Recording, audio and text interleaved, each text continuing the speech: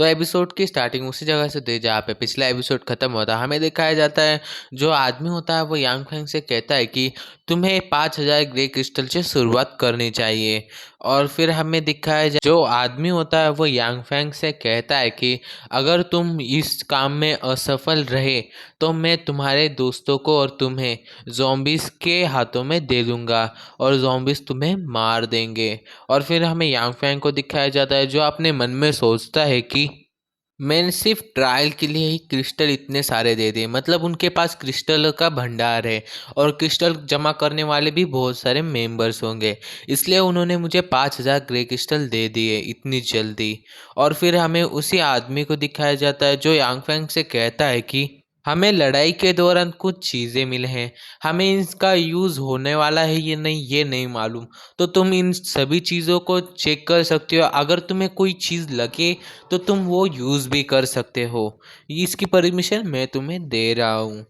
और फिर हमें दिखाया जाता है जो यांग फैंग होता है वो उन सभी चीज़ों को देखने के बाद अपने मन में कहता है कि इसमें से कोई भी वेस्ट नहीं जाएगा, ये सब कुछ काम का मटेरियल है, इससे तो मैं जल्दी ही सब कुछ सामान बना लूँगा। एक बैच के लिए पूरा का पूरा सामान जल्द से जल्द बन जाएगा इन मटेरियल से। और फिर हमें दिखाया जाता है जो यांग फैंग होता है वो उस आदमी से कहता है कि जब मैं हथियार बना रहा हूँ तब मुझे अपने आसपास कोई भी आदमी पसंद नहीं है, कृपया आप बाहर जाके वेट करें, मेरा काम होने के बाद मैं भी बाहर आ जाऊँगा। और फिर हमें दिखाया जाता है जो आदमी होता है वो बाहर जाने के लिए तैयार हो जाता है और उससे कहता है कि यांग फैंग से कहता है कि तुम्हें मैं जाते टाइम एक बात बताना चाहता हूँ, अगर तुमने यहाँ पे विस्फोटक जैसी चीज़ें बनाई और इस पे बॉम्ब स्फोट भी किया तो ये दीवारें नहीं टूटेंगी, ये बहुत ज़्यादा ताकतवर है।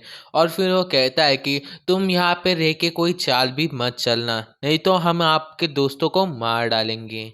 और फिर वो वहाँ से चला जाता है। फिर हमें दिखाया जाता है जो यांग फैंग होता है वो उन सामानों के पास जाके देखता है तो उसमें उससे वाइट हॉर्स का जो सिंग होता है वो मिलता है और उसे वाइट कलर का क्रिस्टल और बहुत सारी चीज़ें मिलते हैं।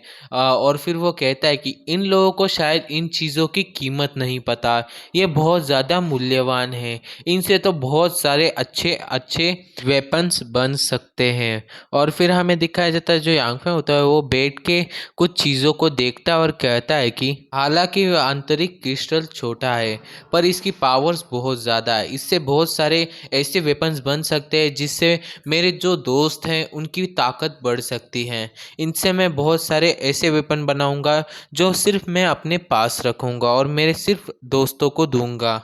और फिर हमें दिखाया जाता है जो यांग फैंग होता है वो बैठ के वेपन्स को बनाने की तैयारी कर देता है और अपने स्किल को चालू कर देता है। फिर हमें उन सामानों को दिखाया जाता है और क्या क्या बना होता है और कितने लेवल का होता है वो बताया जाता है कि लेवल 1 का ब्लेड बनाया है, ट्रांसफरिंग ग्लास बनाया गया है, मतलब एक चश्मा जो दीवार के आर पार देख सकता है। और फिर लेवल 1 का आर्मर सूट और बंदूक लेवल 1 की और शील्ड और बहुत सारी चीज़ें। और फिर हमें दिखाया जाता है जो यांग फैंग होता है वो थोड़ी देर के लिए रुक जाता है और फिर वो कहता है कि वाह, एक साथ इतने सारे हथियार बनाना बहुत ज़्यादा मुश्किल है।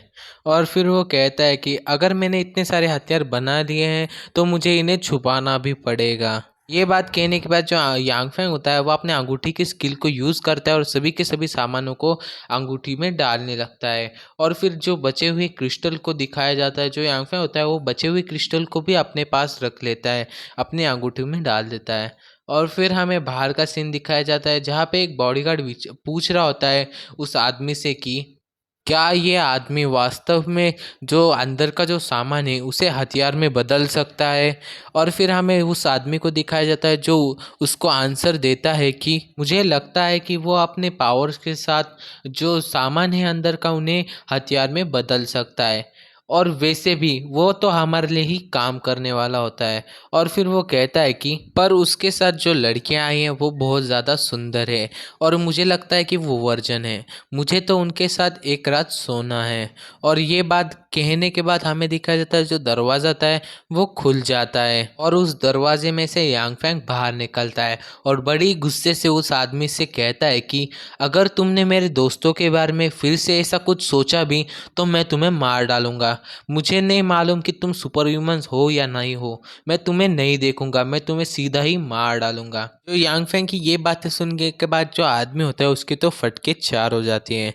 और इसी पॉइंट पे हमारा ये वाला एपिसोड खत्म होता था। एपिसोड कैसा लगा कमेंट करके जरूर बताना। चैनल पर नए हो तो चैनल को सब्सक्राइब और वीडियो को लाइक और शेयर जरूर करना। मिलते हैं।